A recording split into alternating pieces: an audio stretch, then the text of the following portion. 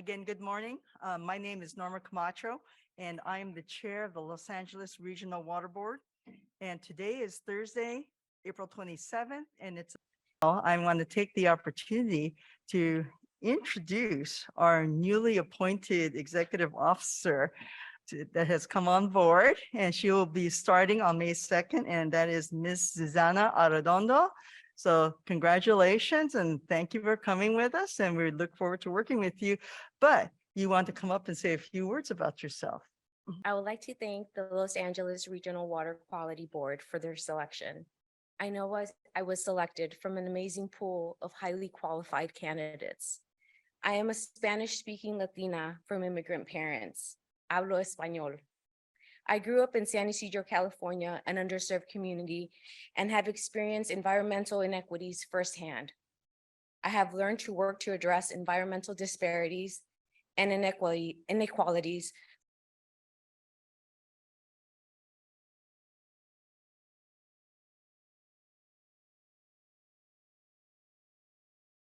for underserved communities. I'm here because of a lot of hard work, guidance, and mentoring. I'm here to serve as an advocate for the BIPOC community. As a permittee for 17 years, I complied with the San Diego Regional Water Board's policies and permit standards. I bring years of drinking water and wastewater experience to this organization. Ethics and integrity are huge in the laboratory. For my entire career, I have done what is fair and what is right.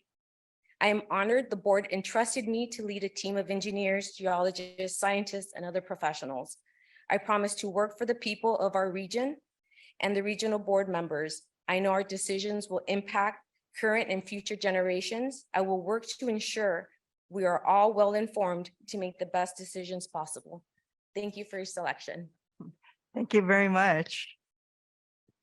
Good morning. It's such an honor and a pleasure to meet you in person again, finally, and to have you here as our new executive officer. It's a new day, and you were the right choice for this position in terms of where we want to go with this regional water board between Los Angeles and Ventura counties. And quite impressed by your background. Yes, we had various highly qualified individuals, but you stood out in terms of your passion, your technical background, and coming from the permittee world, which I think is quite important to have someone in this position that understands what it is to be on the other side, and also somebody that has extensive experience enforcing the Clean Water Act. So thank you for that. I was just in Mexico City, invited part of a delegation of California and Mexico bilateral climate change conference, where there was key policymakers from California, many from Sacramento, and all throughout Mexico, talking about important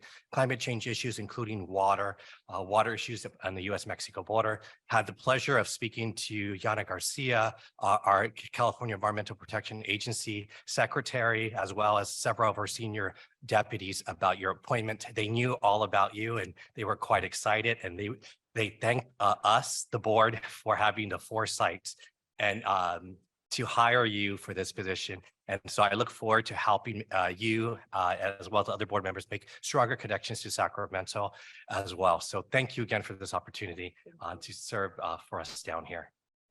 Thank you, Board Member Mendez, and I really second everything that Board Member Mendez has said. We are so happy to have you on board. And so with that, if there are not any other, Vice Chair Nahai? I'd like to extend my welcome to you again, Susana. You, as I think we've told you, you went through a rigorous process to get to this position. There were many candidates, there were many interviews, and you came through shining. And the vote for you was unanimous from this board. You have everyone's support and backing. We truly look forward to your service.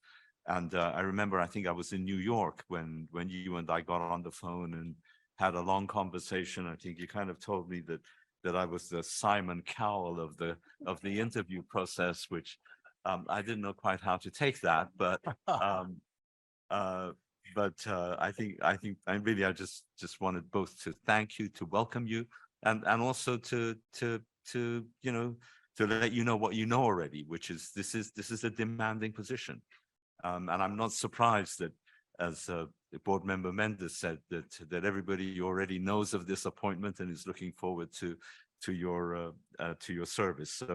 So you're famous already, and wish you all the best, and we're all here to support you in your work. Thank you for accepting it.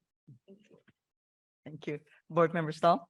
Yes, I certainly can improve upon the welcoming comments, Susie, of my two esteemed board members, and I'm sure what's to come. But I really appreciate the fact that you're willing to step up and be the executive officer for the LA Regional Water Quality Control Board. It's a challenging position.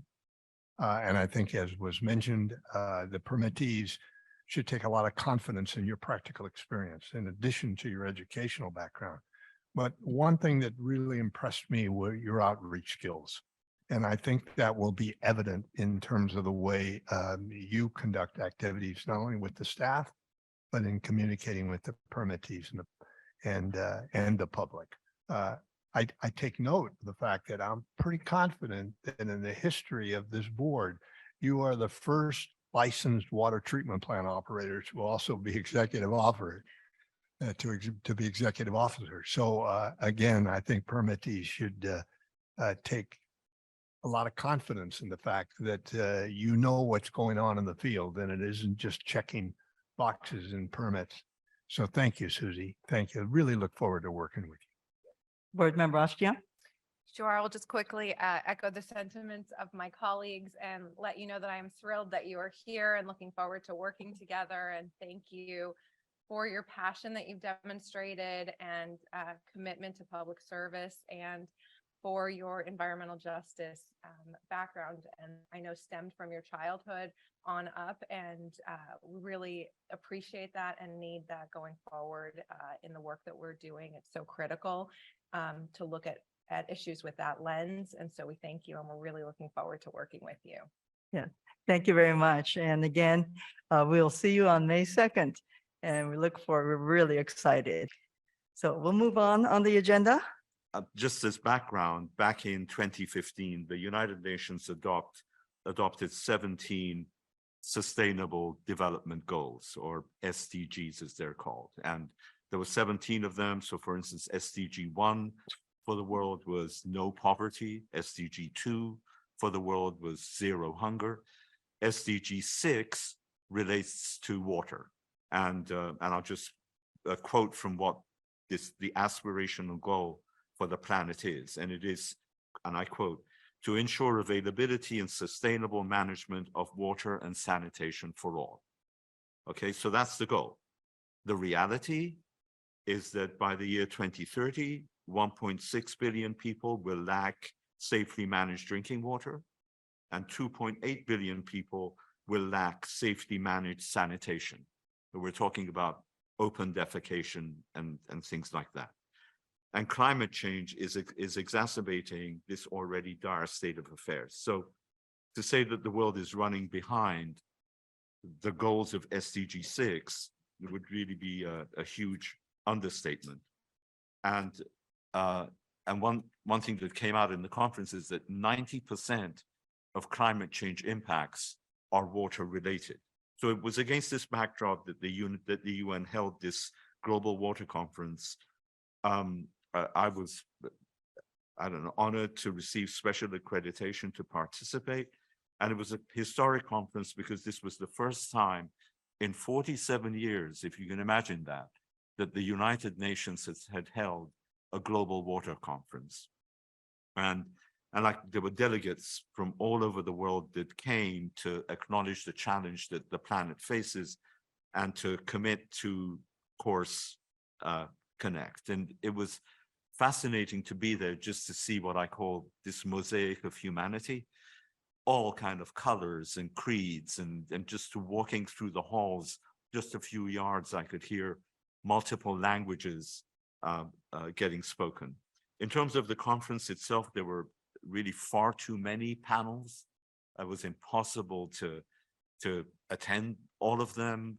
Many of them were going on concurrently. Many were overlapping subject matters.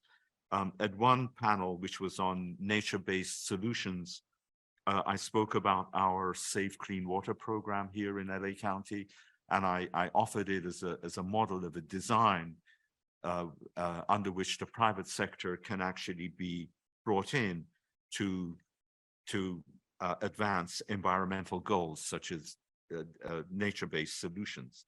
At one of the panels, one of the speakers started his talk by simply saying, and I quote, "Too little, too much, too polluted." And I thought that this really aptly describes our situation here in Southern California as we go from droughts to deluge, fires to floods, and as we struggle to contain and deal with the contamination in our aquifers here. But as serious as our challenges are, we at least have here the know-how, we have the technical ability, and yeah, we can find the money to deal with our problems. So there's much, I think, for us to be thankful for, to be hopeful for. What is happening in other parts of the world is truly gut-wrenching. I sat on a presentation from just one African country, and there were pictures of 16-year-old girls pregnant, having to walk miles to get a pail of water, which they then would have to balance on their heads to walk back to their villages. This is what human beings in other parts of the world are dealing with. In some countries, the intractability of these difficulties, I mean, it truly defies imagination. So I think what clearly came through is that affluent countries must do more to help, not just financially, but by facilitating technology transfers, know-how transfer. As one would expect, there were many pledges that were made. I think they counted 700 pledges from the delegates that were there. So I'm just going to talk about just a couple of them. I have four things that I'd like to report to the board on. First of all, I attended a UCI conference. Michael, you sure are quite aware of this. The Water UCI Speaking of Water series, and the presentation was by our own staff member, Megan Kung. And the title of it was "The Storm Before the Calm: Stormwater Capture as a Means of Addressing Racism and Environmental Justice in LA." I invite you to take a look at it or listen to it. You can get it on YouTube. You can go to the UCI site and see the PowerPoint presentation that Megan made, and tying in impermeable surfaces and the lack of let's say equal distribution throughout the LA County, and how it's focused really in communities of color, and how that results then in runoff from stormwater. So congratulations, Megan. It was a great presentation, and I'm proud that the regional board was able to be part of that. And then the second thing was I attended as a representative of the board, the Santa Monica Bay Restoration Commission Governing Board meeting on the 20th of April. They passed their annual work plan, and as I have reported on at other board meetings, I think it would be great for us to be able to have the commission, the Restoration Commission, report to us on their activities. They're certainly very much involved in the Ballona Wetlands, Michael, and I know I look forward to a tour of that. I've been there many times, but still to see the progress, or some people would say lack of progress, that's being made. And then thirdly, I attended the Earth Day celebration out at the San Jose Creek Water Reclamation Plant in Whittier. There were 2,000 attendees. A number of elected officials made presentations. Congresswoman Grace Napolitano, who is retiring in particular, was honored. And then the last thing, while I didn't attend it, I watched it tentatively, and that is on the 14th of April, the Orange County Water District, junction with Orange County Sanitation District, dedicated or initiated the operation of their final expansion of their groundwater recharge projects. And that is going to result in like 130,000, 130,000. Excuse me, my phone goes off. I should have turned it off. Pardon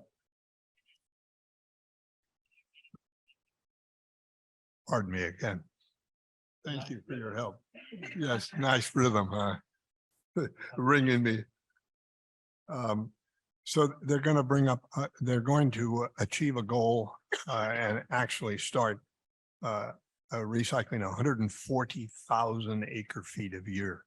And that will be the total amount with the finalization of this project. And this will be indirect potable reuse, but it is a significant step towards the governor's goal in his water resilience portfolio by 2030 of having 800,000 acre feet. And you combine that with what's going on in Los Angeles County with the county of LA, certainly with the sanitation districts and the city of LA, LADWP, and we're well on our way. But I've spoken many times about really pushing hard with regard to the development and finalization of the direct potable reuse regulations. You're going to see those regulations come out for public review in May. And I think that we need to focus, and I've spoken many times about this, but we need to focus on flexibility in the regulations rather than rigidity, because flexibility will allow us to be able to go a long ways towards meeting the governor's goal for 800,000 by 2030, and by 2040, he would like to see an additional 1 million acre feet of water. And we should be doing that in my opinion, through reuse and prioritizing that. So thank you. Thank you very much. Board Member Astia? Thank you. As Jim mentioned, last week was Earth Day, and I was reflecting on the critical work that we are all doing. And I wanted to just take a moment to thank all of the staff at the Water Board, my board colleagues, and all of the stakeholders, all of you who attend and work on these critical issues. And I thought that Earth Day was the perfect opportunity to take a moment to thank you all for that. The second thing that I wanted to mention is I wanted to uplift an event that I'm attending this evening at UCLA, the Luskin Center. They are doing a water, it's a journey to for water, climate, and environmental justice with Catherine Flowers, who I don't know if any of you know, is an environmental justice advocate who's dedicated most of her career to clean water and clean sanitation. She is speaking, and a portion of that evening is going to also be with our State Water Board Chair, Joaquin Esquivel. And so that is this evening. It's free if anyone is interested, but you do need to register.